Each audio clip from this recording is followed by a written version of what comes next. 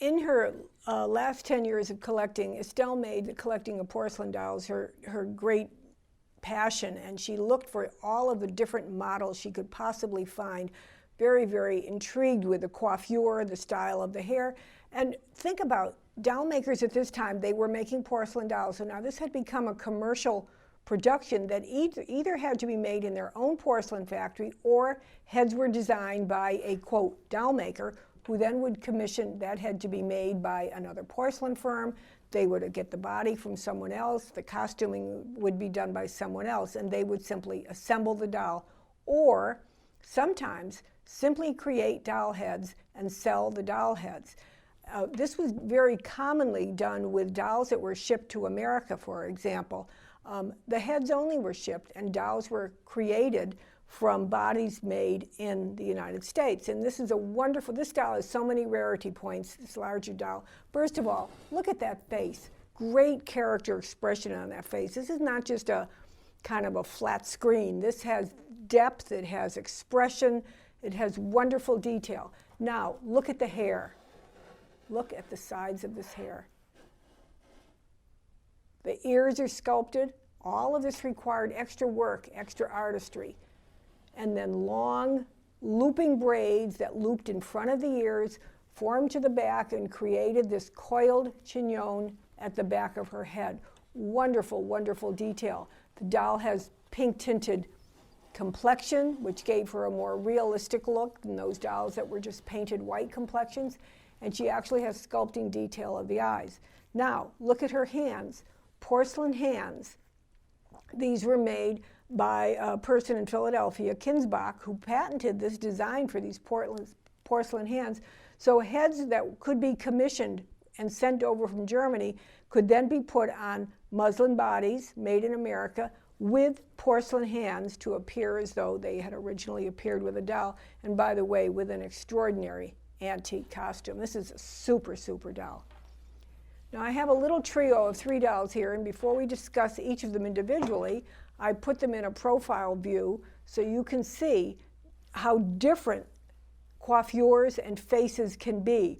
Notice the different slaping. Before you go to the hair, look at their faces. Notice the posture of the head. Is it upright? Is it tilted forward? Look at the slope of the nose. Look at the high crowned forehead or not. Very, very different kind of expressions. And then look here at the side profile views of the various hairstyles. They seem similar at first view, but very, very different. So let's just start with the little girl right here.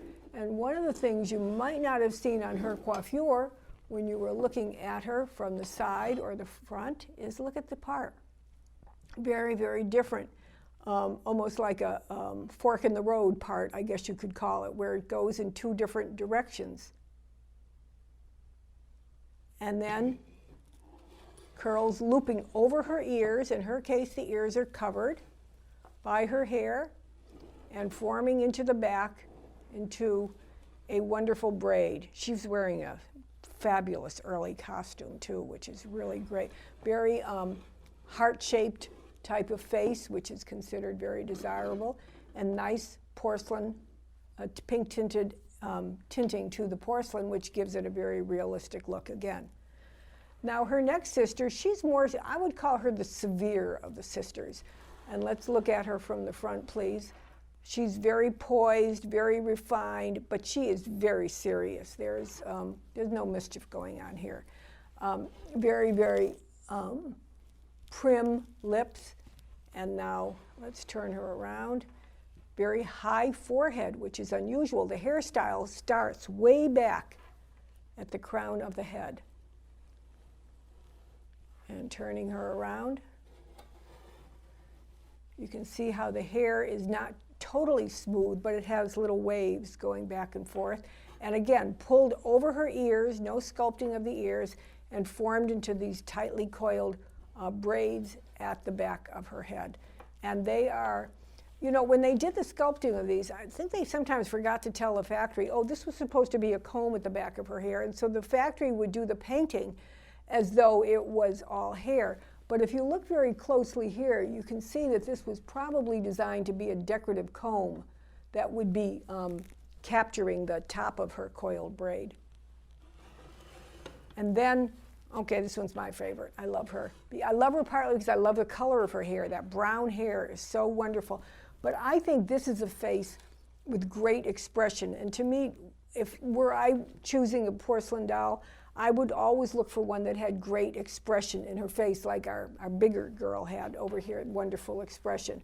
And that's just my taste. Everyone has different taste in what you look for, and hey, go with it. That's what the world is all about. But she has brown hair, and now look at her brown hair. It's looped much lower than the others, much lower. And it allows her ears to be exposed. And they have ears that are sculpted and even made precious with these wonderful little touches of blushing on the ears. Little turned up nose tip, and just the hint of a smile. Very beautiful doll in a really nice early costume. She's very precious. Now I have several others I wanted to show you. The two in the front I wanted to show you, partly because they're a pair that have been together forever, and when they leave Theriault's care, when they left Estelle's care and came to us to be presented in her book and auction, and when they leave our care, they're going together to their new home, and I hope they stay together forever, because they began about 1850 together. They have wooden bodies with articulation, shoulders, elbows, hips, and knees, and then they have porcelain lower arms, and they have that very distinctive hand with the little loop of the fingers of the right hand designed for holding an object. And a lot of research that's been done on these indicates that these were probably early dolls of the Kessner firm of Germany. There's so much great research that's been done on porcelain dolls, and one of the things that has come out of this research is there was so much copying being done at the time. If one porcelain firm made a model and it was successful, another porcelain firm 2 rows down, 2 streets down, or in the next village would make that same porcelain doll. And it's so long ago that it's hard to get the documentation we need to really make definitive statements as to who the maker of the doll was. Thankfully, the Germans, as they went along in their doll production, it became more of an industry, and they started to put model numbers and labels on their dolls so that we now, 200 years later, are able to identify them more easily. What this means is golden opportunity for today's collectors, because a lot of new collectors are so afraid to buy something unless they can attach a label to it, a name, a very distinctive model number. But you, an advanced collector, studying, knowing, learning about dolls, you start to recognize where there is an extraordinary example of doll, and even though you cannot attach a label to that doll, you know it's a work of art. So this is why this early period is such golden opportunity for really advanced collectors. 2 other examples I just wanted to show you because from my point of view, the back view of the dolls shows as much intricacy and delight as the front. This little petite girl is very, very wonderful because you see this hair, the detail, her hair combed away from her face and captured by strands of pearls with gold edging. Very, very wonderful. But wait, there's more. You turn her around and look at this, at the back. That comb continues onto the back, the strands of pearls, and then captures also the curls, the looped up curls that she has at the back of her hair.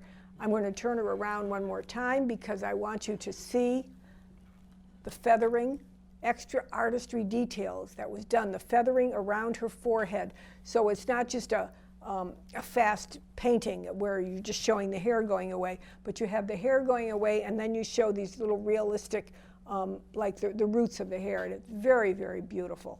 Again, wearing an outstanding early costume. Wonderful doll. And then her taller sister, rare in so many ways, rare because of her facial expression, extremely different, very, very highly characterized, deep modeling, very different painting. Her hair is a rare color, not blonde, not brown, closer to brown than blonde, but very, very tawny almost, very distinctive, very elegantly fashioned at the top of her head, as you can see, with arranged curls, and then pulled back, and now look at the back. More surprises.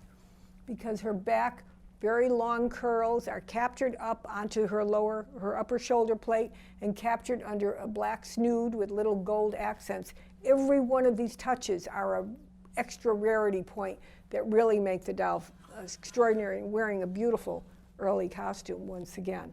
So as the Germans were making their porcelain dolls with sculpted hair, somewhere along the line they realized we could make them in this bisque material. Collectors used to call this Parian because it had this a matte white finish as opposed to the shiny lustrous finish of the porcelain. It's not Parian, it's a bisque material. And it has a matte finish. And I have 3 great examples from Estelle's collection to show you. The first one, I like to think of him as Clark Gable, as Rhett Butler in Gone with the Wind. He's really rare and he's wonderful. He has a sculpted black hair and the sculpted mustache. So this is a kind of a very rare example to find. And notice again, this was not intended to be a child. This is a slender face. This was an adult man. Obviously, he has a mustache on, okay. But made it good. And I just brought this out because I wanted to tell you, Estelle, I told you, had so many great accessories in her auction. She also has some wonderful early pieces of furniture. I've never seen this before. It is a swivel office chair. It's just great, and it has a leather seat with tool design on the leather seat. So just an example of all of the really special little objects, what I call doll ephemera, that appear in her collection and just make it so special.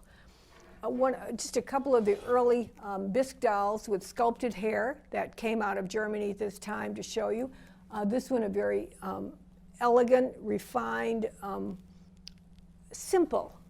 She's of simple beauty, She's not dramatic. And look at the top of her head first. And then I'm going to turn it around, and you can see how the simplicity of the painting of her face corresponds with her simple hairstyle, and yet of great refinement and elegance. Her brown hair, rare brown hair, is captured at the back in a black snood, and it's trimmed with the tassels at each side and the bow at the top of her head and little ringlet curls that have escaped from the snood and are tumbling onto her front shoulder plate. Very elegant lady in a beautiful antique costume. Now her cousin, I guess you could call her, also made in Germany, not so much simple. This is a lady who's considered the fashionable lady of her time. She has so much detail on the sculpting. This is not a bonnet placed on her head. This is a sculpted bisque bonnet. And look at the decoration on it. The basic bonnet itself is like a gray with an upturned brim, and it's decorated with bands of black ribbon edged in gold. And then it has Dresden flowers that are applied all over. And at the side, it has a blue ribbon, a large blue ribbon, with pink and pale blue and white painted decorations. Every one of these steps were complicated and made this doll such a luxury piece and so rare to have. And that ribbon extends around and ties under her throat into a large bow under her chin with the cascading streamers, wearing a wonderful antique costume and fingerless gloves, black lace fingerless gloves with her little gold purse. Everything matching her bonnet, a beautiful piece.